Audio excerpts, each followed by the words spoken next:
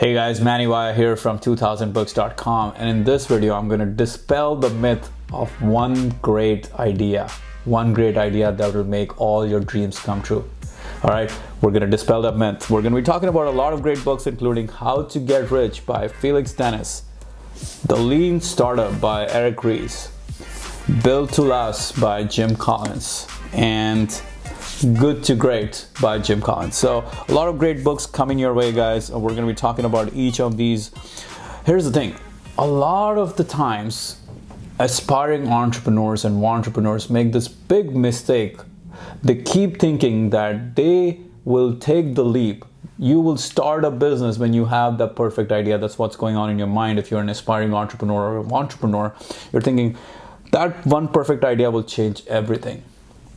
But that's a very dangerous notion. It's almost like that's what the movie industry and the media thrive on. They thrive on this idea that there was this one great idea that changed everything. It makes for great movie. It makes for great stories, I guess, in some ways. And people love these kinds of stories of rags to riches, or like that one moment that changed everything. Same with media. The media just wants to talk about that one moment when their great idea came and then everything changed.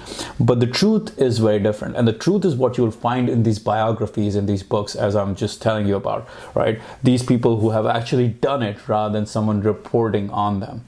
So one of my favorite books on this topic is How to Get Rich by Felix Dennis. Felix Dennis started off as selling magazines door to door at the age of 20 in Britain, and then he went on to become one of the wealthiest entrepreneurs in Britain. I think at the time of his death he was worth over $600 million. He owned over 50 different magazines. He had a big media empire. So Felix Dennis has a lot of great things to say about entrepreneurship in general, but his one idea that has always struck with me was, he says, ideas are like running shoes, while execution is like the act of running itself. So who would you bet your money on? If there was a race that you're about to bet your money on, who would you bet your money on? There are two candidates, right? There's this one guy who has golden running shoes, right? On the other hand is a guy who has tattered up running shoes, really old, almost falling apart running shoes. However, the guy who has golden running shoes, he's not willing to run. He doesn't want to run. However, the guy who has tattered running shoes is willing to run his heart out. Who are you going to bet the money on? Well, you know the answer, right? The guy who has bad shoes, but he's willing to run. He's willing to go the distance. That's the guy who's going to win. Because ultimately, you have to run in order to win. And that's the difference between ideas and execution. Ideas are like golden running shoes, but unless you execute, unless you run, you're never going to make it. You're never going to win the race. You're never going to even enter the race of entrepreneurship. So a lot of people have this notion that when they have this great idea is when they will start executing. Very dangerous, because you never know you will not know whether an idea is a good or a bad one. You will not know until you execute, you take it out to the customer, you get feedback, and only then will you know whether this idea was really worth it or not. And one of my favorite books on this topic is The Lean Startup by Eric Ries. And Eric Ries talks about the idea that most of the times a startup is all about figuring out what exactly is the customer pain that they're trying to solve, and then that's solving it. Whenever you come in to this entrepreneurial world with the notion that I have this perfect idea and I will make it successful, you're in for a lot of pain, because it's not about that perfect idea.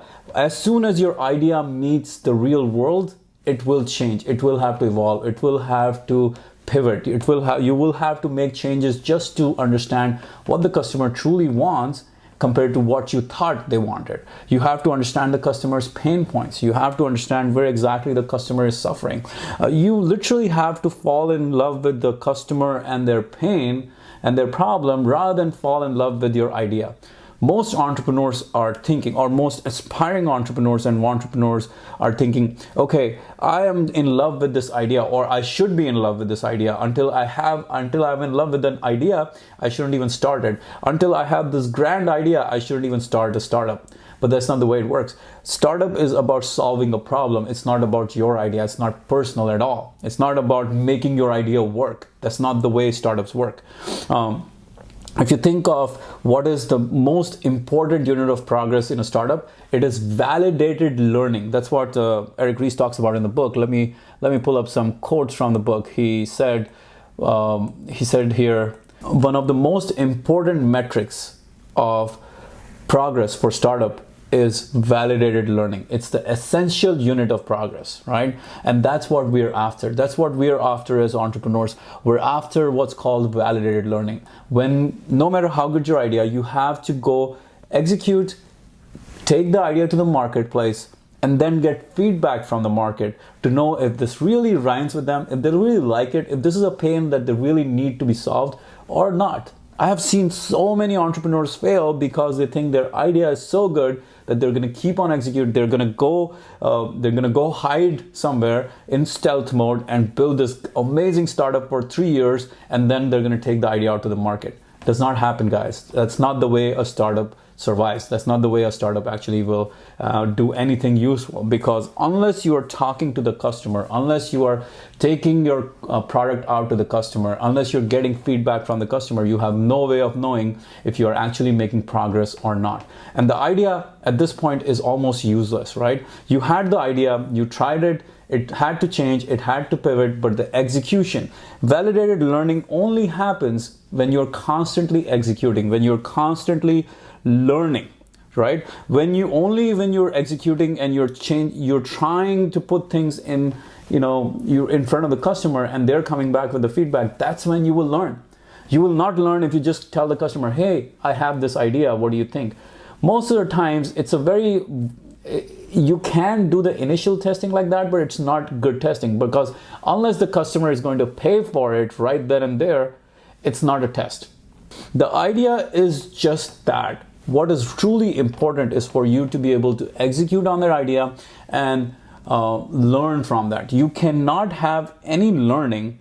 It's impossible to have any learning without execution. That's the key, right? So, and learning is the critical component of making progress in a startup. Now, it is different when you are an established company. Don't think of your startup like an established company. A startup is not an established company. The tools of general management do not apply in a startup as much as they apply in a big company, okay? All right, so next book I want to talk to you about is Built to Last by Jim Collins and Jerry Perez. In this, they talk about the idea that no great company, all the companies that have been built to last, as in built to last for decades and centuries, all of these had something that was core to their whole business, and it was never the idea. It was never about the idea. The core was their values, their mission, their purpose. That's the core ideology of a business. That's where the core resides. But ideas are something that they are constantly changing, executing, trying out, figuring out, letting go, or going with, right? They're pivoting, they're changing, they're evolving. No company has executed on the same idea for the last 100 years. If they are, they're probably out of business, right? So it's not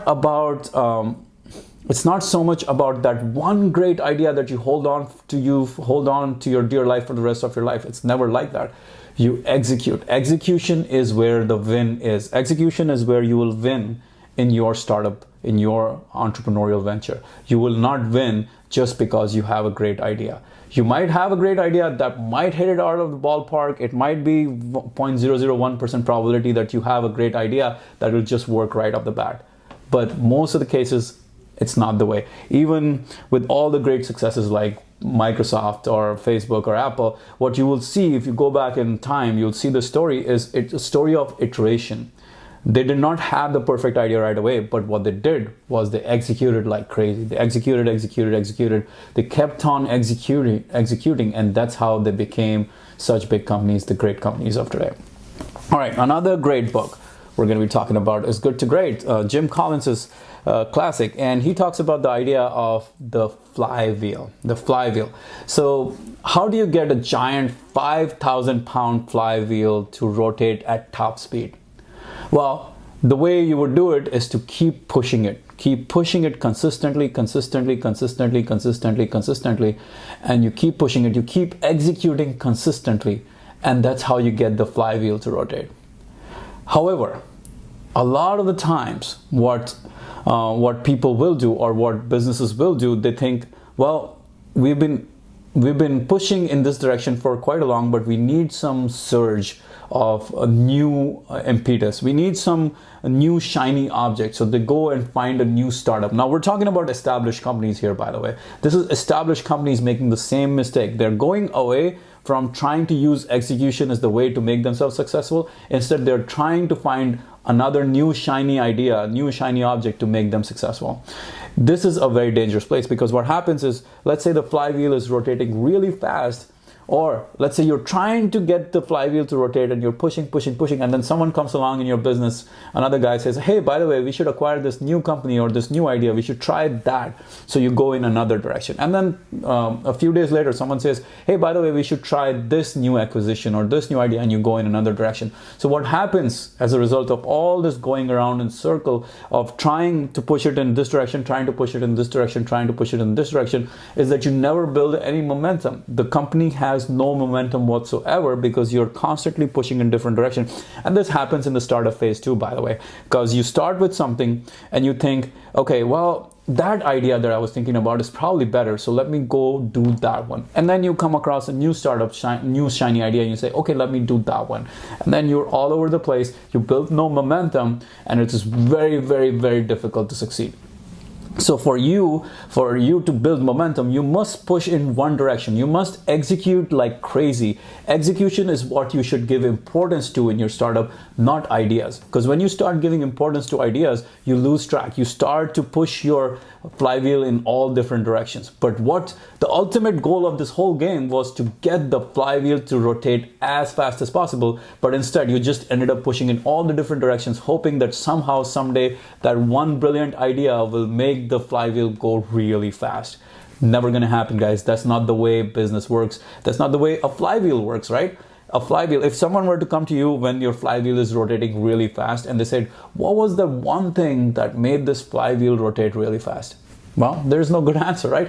It's just the fact that you were pushing it every single day for so long that now it is rotating that fast. And just to go back to the idea of the big businesses that are making this mistake, what they do is they will start to go into the phase of like, okay, let me try to acquire this new startup because there's this new idea they have. Unless and until your core business is succeeding, unless and until you have one business that's already got a flywheel churning really fast, don't try and acquire new ideas. Don't try and get new ideas to work in your business. Just get the core business to succeed, to become profitable, to become wildly profitable before you start another acquisition, before you start off another idea, before you start to think of another way to, another thing to do with your startup or another idea to execute. So there you have it, guys. A really important thing, realize ideas are just ideas. They are dime a dozen. Ideas are everywhere. Ideas are like pawns. Execution is king. That's what MJ DeMarco talks about in his book, Millionaire Fastlane. So ideas are like running shoes, while execution is the act of running. So get started. Go run now. Start on the idea today. Don't wait, because the more you wait, the more you're losing time. The more you wait on pushing that flywheel, the more time you're losing. Ideas will come. They will evolve over time. Just get started. Execution is what will help you win this race, not one grand idea.